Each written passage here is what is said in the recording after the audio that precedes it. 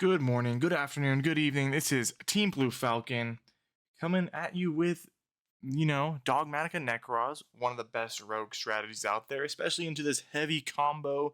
I'm going to put up so many extra deck monster interruptions. What deck, punishes people the most? It's going to be Nekroz. Now, we're going to go briefly over a sideboard I've been messing around with on DB and in Omega or any of the other dueling sims, also and in locals. It's just something I'm having a little bit of success with, but bear with me. That's why some of the extra deck choices are there because of what's in the sideboard. We're gonna go ahead and start off with the main deck monsters. The reason why we're playing Ken and Jin, it just makes Thrust live and it lets us play Trishula off the rip, which is kind of nuts. So we're playing 3 Gen, 3 Ken. Now, why this is so bonkers is we can go normal summon Ken, special Gen. Gen's effect to make your opponent discard 1. Now, right there, let's just be able to Trishula. So off the start of the game, they're going to start on their turn with 4. They're going to be 3 cards in hand just off a Trishula. Pretty strong. We are playing the 1 Shrewd, the 1 Colossus. One day we're going to get our trap card. I'm hoping. Hoping we get like a Nekroz counter trap, then we can play more than one of these bad boys. We're on only double unicorn. The card is extremely searchable. I don't think we need to play more than 2. 3 feels really clunky. 2 just felt like it was good. This is a 43 card list, so I just wanted to limit myself opening as many multiples of hard once returns. We are playing 3 Brionic. I don't think we really need to explain. It's a bounce to the extra deck. And then if we're able to Kaleidoscope Brionic plus Unicorn in the same hand, it's going to be a bounce 2 cards. They can't even respond in the extra deck. It's phenomenal. Playing the 1 Gungnir. So when we're going first, we want to protect our Unicorn as much as possible. And so this protects by battle and destruction. So it just says goodnight. And it's for the rest of the turn. So even if they like Regeki and they try to Regeki again or whatever, it'll still stay. Playing 1 Valkyris and then 1 Trishula. Again, the same concept with Valkyris. We are just playing it as protection. And then we're playing the 1 Trishula because it requires your opponent to have everything in order for like hand, graveyard, and field in order for you to actually rip with Trishula. So it's more the most situational piece. We decided to not play again like the other ones just because it makes the extra deck a little wonky.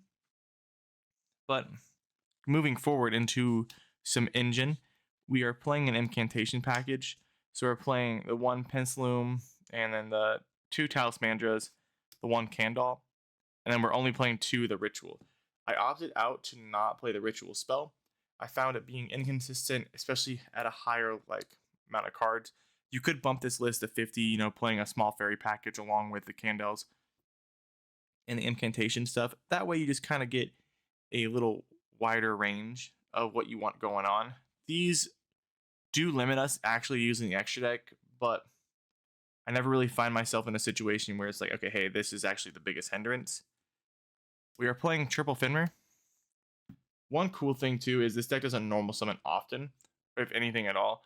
So if we have the incantations on board, we already have the Finmer, we can actually just normal summon over the incantations, allowing us to have access to the extra deck, which is it is nice. So let's get into a Dynamon, which is a bounce, or just having another 24 body because they're small 0/0s. Now for the Dogmatika engine, we're playing 1 Ecclesia and 1 Fleur de Lis. I didn't really want to play the other one since we're not playing like the Shadal window lock. That's something I've been testing in the sideboard, and I didn't know what I want to cut. If we weren't playing the Fenris, I think I would bump the Dogmatika package up higher and then playing 1 Diviner to increase my normal summon count just to access that Arclight and Entis and force a little bit more interruptions. We're playing only 2 Nadir. 3 was too much. It's the same thing when it comes to playing the Unicorn. I don't want to see it, 3 in 1 turn or 2 in 1 turn, but I want to see it. So 2 is fine. The 1 Punishment, searchable, not something we really, really need. It's just really funny. It helps protect the Nekroz stuff a lot, which is nice. Now for some non-engine, we're playing 2 Triple Tactics Talents, 3 Thrust. Obviously, we're on the Kin and Jin combo, so now we're going first. This is actually super alive.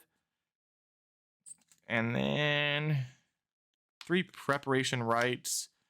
Recycle our Nekroz spells from grave. And search. It searches anything in the deck but Trishula and Valkyris, so I don't think we should drop these at all. And if you end up opting and play the fairy package, searching Benton with the Candle stuff lets you go into a Vanity Ruler, which literally just says you can't do anything. So that means your unicorn is not gonna be affected by your by opponent's Fenrir or something. Playing 1 Rhoda, 1 Cycle, 1 Mirror, and double Kaleidoscope. Like ratio wise, I think I hit the correct spot. Now, when it comes to testing into the meta, it really just depends on where you're at locally and what's going on with you.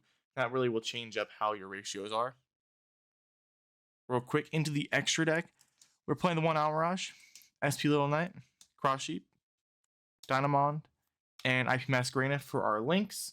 We are only playing 1 Exceed, and it is a totally awesome.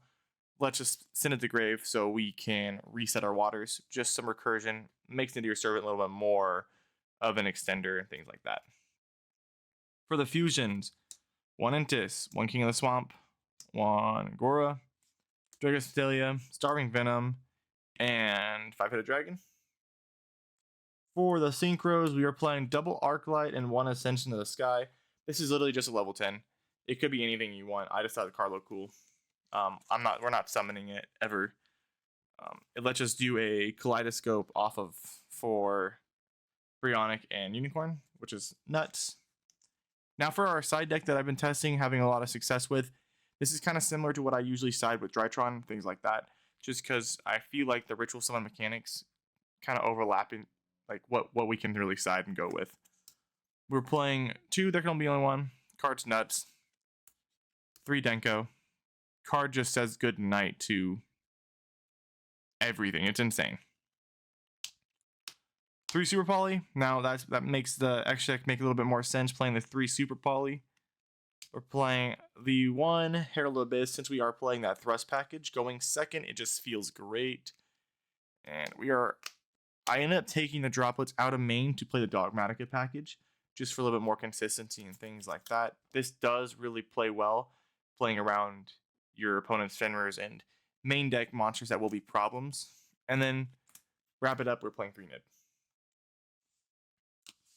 But hey, that's the list, guys. Don't forget to like, subscribe, comment, check out the rest of the channel.